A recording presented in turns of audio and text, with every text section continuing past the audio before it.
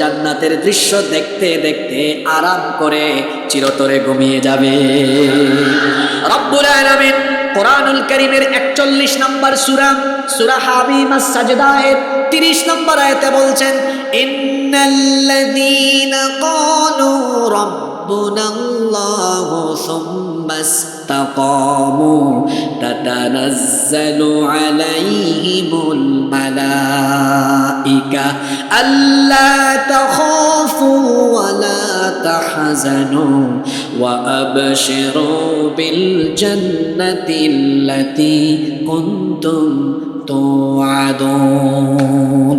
আল্লাহ তাআলা বলছেন, ইন্নাল্লাযীনা ক্বালু রাব্বুনাল্লাহ, নিশ্চয়ই যারা ঘোষণা করেছে আল্লাহ আমাদের রব, সুম্মা ইসতাকামু, এরপরে ওই রবের দ্বীনের পথে যারা টিকে থাকে, অবিচল থাকে, ফেরেশতারা তাদের মরণের সময় এসে বলে, আল্লাহ তাখাফু ওয়া লা তাহজানু, ও আল্লাহর বান্দা তোমার জন্য কোনো ভয় নাই, তোমার জন্য কোনো টেনশন নাই, ওয়া আবশিরু বিল জান্নাতিল্লাতী কুনতুম তুআদুন,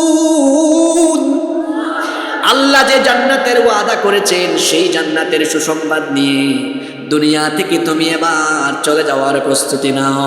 চোখের পলক ফেলতে যত সময় লাগে এর চেয়ে আরো কম সময়ে জান্নাত থেকে আনা সুগন্ধিযুক্ত পবিত্র সেই কাফনে ওই পবিত্র লোকটার দেহ থেকে বের করা রূহটাকে পেঁচিয়ে ফেলা হবে। যখনই তার রূহটাকে জান্নাত থেকে আনা সেই কাফনে মোড়ানো হবে, সেখান থেকে সব চাইতে শ্রেষ্ঠ সুগন্ধি বের হতে থাকবে। আল্লাহু আকবার। ফেরেশতারা নিয়ে যখন রওনা করবে, অন্যান্য ফেরেশতারা জিজ্ঞেস করবে, মান হাদা, এটাকে? ফেরেশতারা পরিচয় করায় দিবে, হাদা ফুলান ইবনে ফুলান, এটা অমুকের সন্তান অমুক, নামাজি ছিল, পর্দা করত, দিন মানত, সকল নেক কাজ করত, হারাম থেকে বেঁচে থাকতো। যেতে যেতে যেতে যেতে যখন প্রথম আসমানে যাবে, প্রথম আসমানের দায়িত্বপ্রাপ্ত ফেরেশতাদেরকে বলা হবে আসমানের দরজাটা খোল। তখন আসমানের দরজা খোলার সময় ফেরেশতারা বলবে, কারে নিয়ে আসছো? তখন ফেরেশতারা পরিচয় করাই দেবে, এটা জান্নাতি বান্দার রূহ।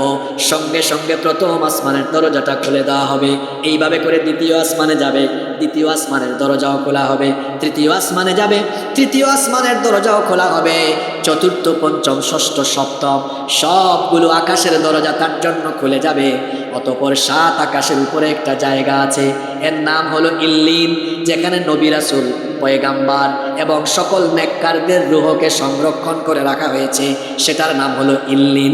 জুড়ে বলেন, সেটার নাম কি? এই ইল্লিনের মধ্যে তার রূহটাকে সংরক্ষণ করা হবে। অতঃপর আবার সেখান থেকে কবরের মধ্যে তার রূহকে ফিরায় দেওয়া হবে। আর যখন এই জান্নাতি বান্দার রূহ যখন জান্নাতের মধ্যে রিসিভ করা হবে, তখন তার উদ্দেশ্যে বলা হবে, কোরআনে কারীমের 89 নম্বর সূরাতুল ফজরের 27 নম্বর আয়াত থেকে আল্লাহ বলছেন, এটা আপনাদের পরিচিত আয়াত, যারা পারেন আমার সঙ্গে মহব্বতে পড়েন, তাকে বলা হবে, ইয়া আইয়াতুহান নাফসুল মুতমাইন্নাতু রজিই ইলা রাব্বিকি রাদিয়াতাম মারদিয়া ফাদখুলি ফি ইবাদি ওয়াদখুলি জান্নাতি। বলা হবে, হে প্রশান্ত আত্মা, আসো, তোমার রবের ক্ষমা আর সন্তুষ্টির দিকে আসো। তোমার রবের হুকুমে তুমি নেককার বান্দাদের সাথে তোমার রবের জান্নাতে শামিল হয়ে যাও। সুবহানাল্লাহ কইতে পারলেন না? ও রব, তুমি আমাদেরকে তাদের কাতারে শামিল করে দিও। এদিকের মানুষের কি হইলো, একটু আমিনও বলতে পারলেন না? আমি বলছিলাম আজকে খুব গুরুত্বপূর্ণ কিছু কথা হবে, আপনাদের মনোযোগ আছে তো? এতক্ষণ আমরা কি শুনলাম? না, এত মানুষ আমার সামনে বসা, আপনারা না খাই আছেন, আপনাদের সামনে আমি চা খাই কেমনে? এ তো অভদ্রতা। আপনাদের কষ্ট হচ্ছে না তো? আমি যেভাবে ধরছি আপনারা আরো কয়েক মিনিট আমার সময় দিবেন তো? তাহলে এতক্ষণ কি বললাম? নিকৃষ্ট মৌত কেমন হয় আর উৎকৃষ্ট মৌত কেমন হয়। আচ্ছা, আমরা ভালো মৃত্যু চাই কি চাই না? জোরে বলেন, ভালো মৃত্যু চাই কি চাই না?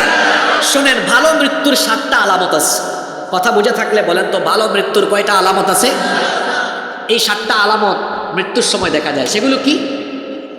নাম্বার 1, 1 নাম্বার, আল্লাহ যাকে ভালো মৃত্যু দিতে চান, আল্লাহ তাকে দুনিয়ায় অত ভালো রাখেন না। দুনিয়ায় আল্লাহ তাআলা তাকে সবচেয়ে বেশি বালা মুসিবতার পরীক্ষায় ফেলেন। ভালো মৃত্যু মানে এই নয় যে লোকটা আরামে আয়েশ